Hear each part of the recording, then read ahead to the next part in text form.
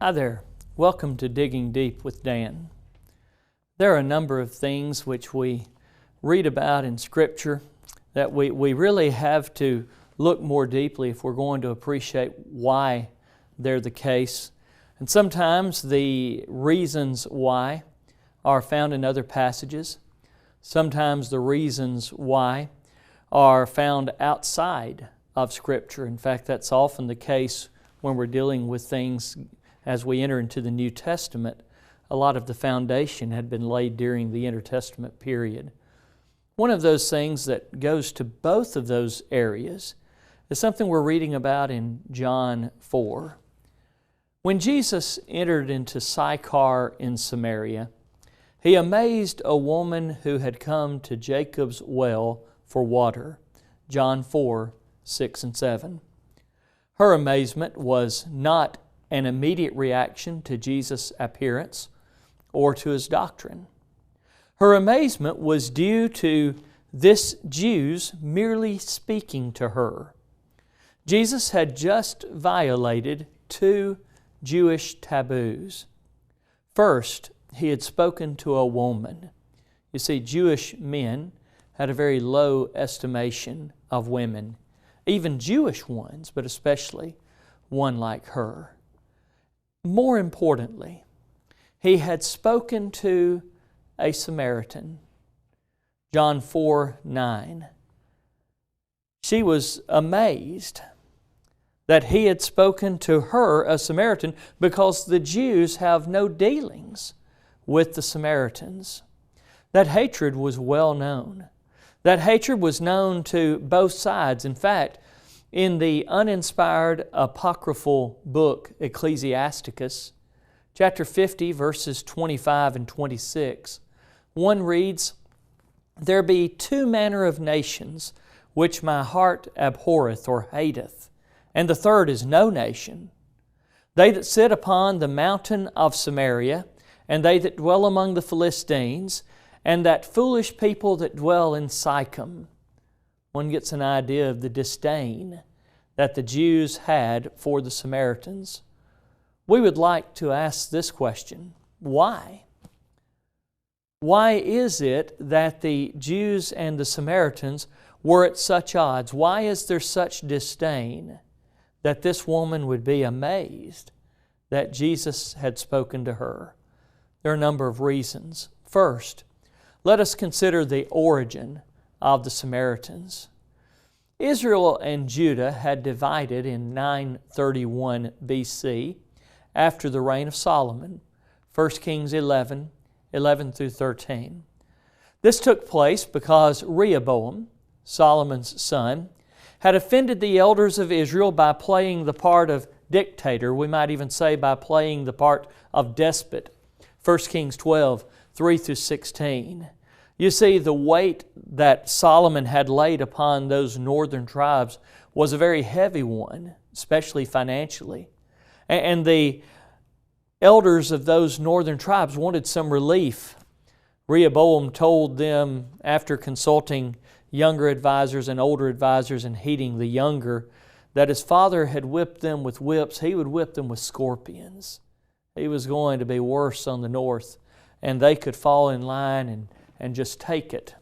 Well, they determined they weren't going to take it, so they brought up Jeroboam, who had been in exile in Egypt. He had fled from Solomon, 1 Kings 11:40. He was made the king over the northern tribes, just as God had promised, 1 Kings 11:31 through 39. Having been made king, Jeroboam proceeded to set up idols in Dan and Bethel and offer a spiritual rival to Jerusalem, 1 Kings 12:28 through 32. Over time, Omri, the king of the northern nation, originally those 10 northern tribes, bought the hill of Samaria, 1 Kings 16:24, and Omri's son, Ahab, made it his capital, 1 Kings 16:29. So the name Samaria, which had become synonymous with a large portion of Israel, 1 Kings 13:32, became synonymous with the whole northern area the whole land of Israel. Second, we could consider the early dealings that the Samaritans had with the Jews. During the period of the divided kingdom, that period after Jeroboam and Rehoboam, there were many wars which were fought between the northern kingdom, Israel, and the southern kingdom, Judah. 1 Kings 14:30, 15, 6 and 7, and 16 to 24 and 32. 2 Kings 14, 1 through 20.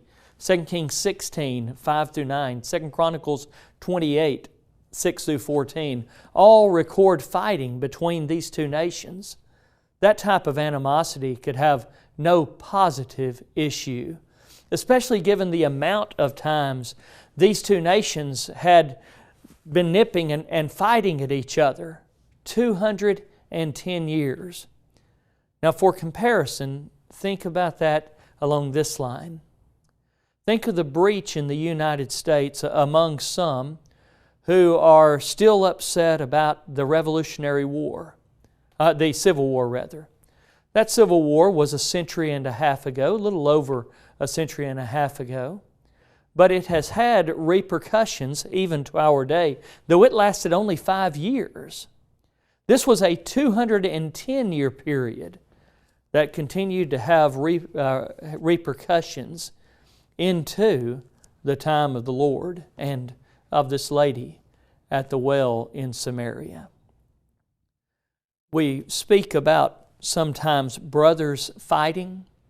It would be hard to think of a better picture of what took place often between Israel and Judah than brothers fighting each other. Third, consider how the Samaritans of later Old Testament history came to be. When the Assyrians conquered new land, their practice was to distribute the captured peoples among other captured lands. We read about this not only in Scripture, 2 Kings 15:29, 17:24, 16:9, Ezra 4:9 and 10, but we also read this in Josephus' Antiquities of the Jews, Book 9, Chapter 7, Section 3, Chapter 14, Section 1, and Book 10, Chapter 9, Section 7. In the case of Israel or Samaria, these foreign people began to be assimilated into Samaritan society. They intermarried with the Israelites who had been left in the land. That would have been the lowest of the population. And consequently, the Samaritans, from the period of Assyria's conquering and captivating Israel, they weren't truly 100% Jewish. Accordingly, one will note that Jesus referred to the grateful Samaritan whom He healed of leprosy as a stranger. Luke 17:18. Was he Jewish? Well, his ancestors, at least some of them, had been of Jewish background, but some of them had been deportees of Assyria dropped into that northern kingdom. One will also note that Samaria was outside of the limited commission which reached to the lost sheep of the house of Israel, Matthew 10:5 and 6. It's a special note that these new Samaritans brought with them false gods and false worship practices from their foreign lands, and some literally died because of their trying to incorporate their types of worship into the worship of Israel. 2 Kings 17:24 through 41, and Josephus' Antiquities, Book 9, Chapter 14, Section 3. Fourth, consider that the Samaritans were fickle in their dealing with the Jews.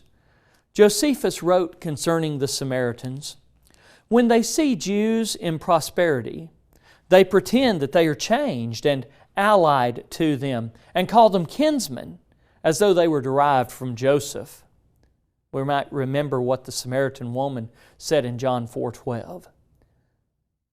Call them kinsmen as if they're the sons of Joseph, and had by that means an original alliance with them because they're both Jews. Well, that would be the idea the Samaritans wanted to pass on, but Josephus continued, but when they see them, the Jews, falling into a low condition, they say they are no way related to them, and that the Jews have no right to expect any kindness or marks of kindred from them, but they declare that they are sojourners, that they came from other countries. Josephus would add in a similar context, that was Antiquities 9:14-3, he would add, then, that is when they say that they are really from other nations not kin to the Jews, then they confess the truth. Antiquities, Book 11, Chapter 8, Section 6. As one might imagine, that fickleness would play a role in virtually every encounter between the Samaritans and the Jews from the time of their assimilation to the reign of the governor Ventidius Cumanus from AD 48 to 52. Fifth, consider the obstacles that the Samaritans proved to be for the Jews.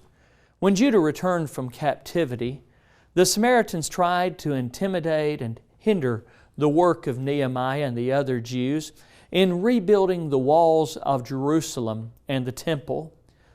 One can remember that from Nehemiah 4, 1-8, and Ezra 4.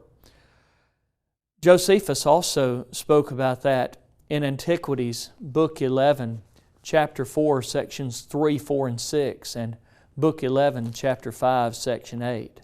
Furthermore, when they were ordered to make tributes to the Jews, the Samaritans would often refuse what they had been commanded by the Medo-Persians to do. Ezra 6, 8. Josephus, Antiquities, Book 11, Chapter 4, Section 9.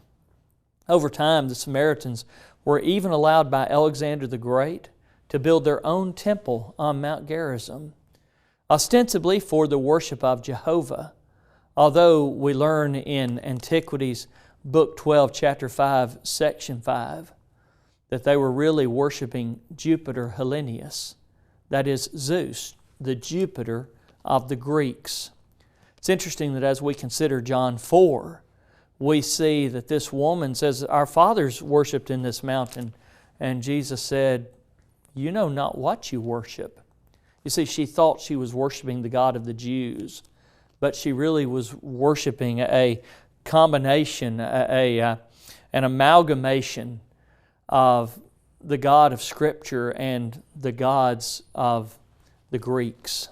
Sixth, consider the inciting religious and political acts of the Samaritans. When Antiochus IV Epiphanes was so terrible to God's people, he's the vile person we read of in Daniel 11, the Samaritans called him Theos, the God. Josephus, Antiquities, Book 12, Chapter 5, Section 5. We could also consider, seventh, the physical treatment of the Samaritans toward the Jews. The Samaritans often did not aid Jews who happened to travel through their lands. That's exemplified in Luke 9, 52 and 56. However, that wasn't always the case. We remember the Good Samaritan in Luke 10, 30-35.